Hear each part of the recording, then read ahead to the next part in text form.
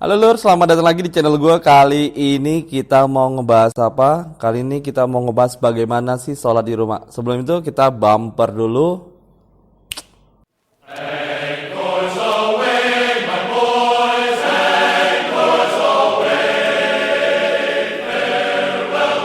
Oke Lur, selamat datang lagi di channel gue. Kali ini kita mau ngebahas bagaimana sih cara sholat Idul Fitri di rumah. Karena kita kebetulan kan nggak bisa, pandemik nih, di COVID-19 kita nggak boleh ngumpul. Sedih juga sih sebenarnya karena kita nggak bisa ngumpul. Yang biasanya kita sholat beramai-ramai di lapangan, tetapi rupanya kita nggak bisa sholat di lapangan. Tapi jangan sedih, kenapa? Kita masih bisa tetap sholat di rumah, tapi caranya sedikit berbeda dengan biasanya kita sholat di lapangan. Yang membedakan adalah, apa sih yang membedakan? Yang pertama adalah kita jelaskan bagaimana tata cara sebelum sholat Idul Fitri. Sunah-sunahnya apa aja? Yuk. Yang pertama kita harus mandi sunnah. Mandi sebelum sholat Idul Fitri. Mandi seperti biasa.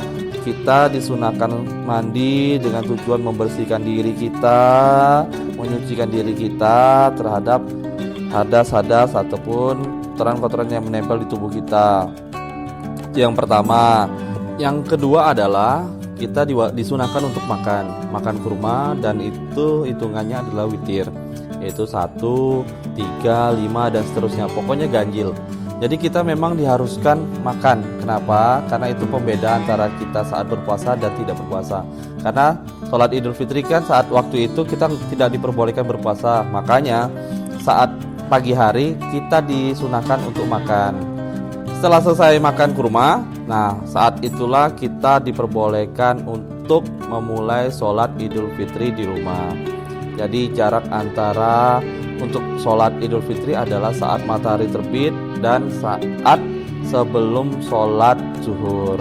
Nah waktu ini kita diperbolehkan untuk sholat.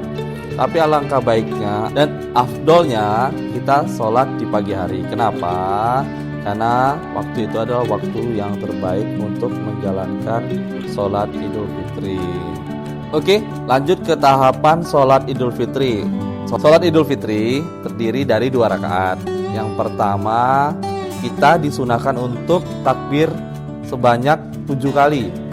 Sedangkan rakaat kedua, kita disunahkan untuk bertakbir sebanyak 5 kali. Nah, itulah tata cara sholat Idul Fitri untuk takbirnya. Tapi rangkaian dari sholat Idul Fitri hampir sama kayak sholat sunnah dan sholat wajib lainnya. Semuanya hampir sama, cuman yang membedakan adalah hanya takbirnya saja. Karena kita sholat Idul Fitrinya di rumah, kita tidak perlu untuk berkhotbah. Jadi sebatas hanya sampai kita sholat Idul Fitri saja. Setelah selesai Idul Fitri ya kita seperti biasalah, kita bermaaf-maafan dengan orang tua kita, bermaafan dengan saudara-saudara kita dan tetangga. Ya mungkin kalau tetangga lewat video call aja lah, karena ini kan masih zamannya pandemik. Masa kita tidak sholat di lapangan tapi kita malah bertamu ke rumah orang, kan lucu gitu loh. Kasihan ya yang didatengin, kasihan juga yang datang. Takutnya bisa jadi sarana untuk penularan COVID-19 nanti. Oke, itu aja sih yang bisa saya sampaikan buat teman-teman masalah sholat Idul Fitri di rumah ini. Dan sebelum itu, kemarin kan saya ngadain giveaway di Instagram saya. Untuk hadiahnya 200.000 pulsa. Nah, itu untuk 4 orang. Nah, hari ini adalah hari saya mengumumkan pemenang yang terpilih untuk mendapatkan pulsa senilai 200.000 dibagi 4. Berarti masing-masing dapat 50.000. Nah, pemenangnya silakan komen di bawah. Jangan lupa mencantumkan nama Instagramnya dan nama channel YouTube-nya. Kalau bisa bukti subscribe-nya. Dan follow Instagram saya dan follow Instagram Deafam Jambi.